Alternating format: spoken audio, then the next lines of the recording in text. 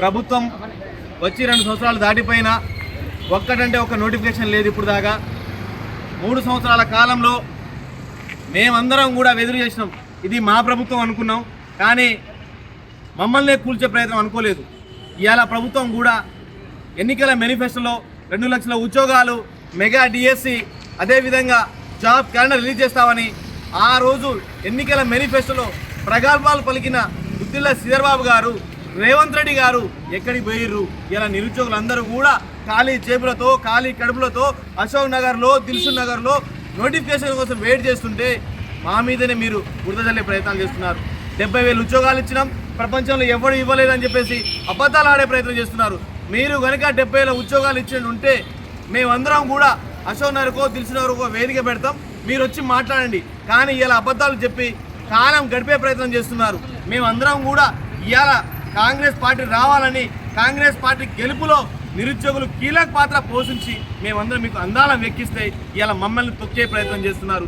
ఇవాళ జియో 46 అయినా, జియో 29 అయినా, జియో 4 అయినా, జియో 108 అయినా, ఈ జియోలన్నీ కూడా నిరుద్యోగ మిత్రులకు మెడకు ఉడతాళ్లాగా మారిపోయినాయి. ఎటు పోయింది దామోదర్ రాజనరసింహ కమిటీ జియో 46 మీద? ఎందుకు మాట్లాడతలేరు? ఇలా మీకు ఉద్యోగాలు వచ్చినాయని చెప్పేసి మీరు మాట్లాడడం లేదు.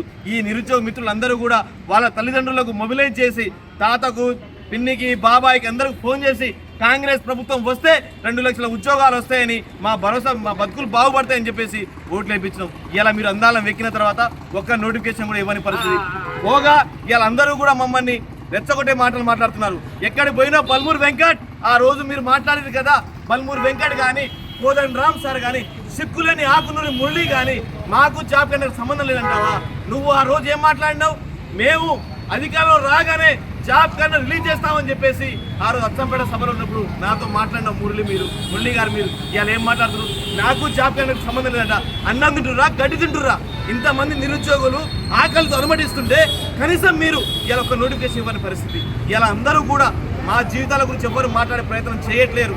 కాబట్టి మేమందరం ఒకటే కొడుతున్నాం, ఈ నెల లోపు కనుక నోటిఫికేషన్ రాకపోతే మేమందరం కూడా మూకుమ్మడిగా ఈ ప్రజాప్రభుత్వం మీద దాడి చేసే ప్రయత్నాలు చేస్తున్నాం. ఎమ్మెల్యే ఇంటికైనా వెళ్తాం, ఎమ్మెల్సీ ఇంటికైనా వెళ్తాం, అందరం కూడా మూకుమ్మడిగా దాడి చేసే ప్రయత్నాలు చేస్తున్నాం. కాబట్టి ప్రభుత్వం గుర్తుపెట్టుకొని ఇది మాది నిరసన శాఖ మాత్రమే. మేము కనుక ఆగ్రహానికి గురైనాం అనుకో, ఈ ప్రభుత్వం ఉండదు, ప్రజాప్రభుత్వం ఉండదు. కాబట్టి దయచేసి ఇవాళ మాకు కనుక ఇలా సాయంత్రం అయినా, ఈ మంత్లో అయినా నోటిఫికేషన్ రాకపోతే రాబోయే రోజుల్లో తీవ్ర పరిణామాలు ఈ ప్రభుత్వం ఎదుర్కోవాల్సి వస్తుంది.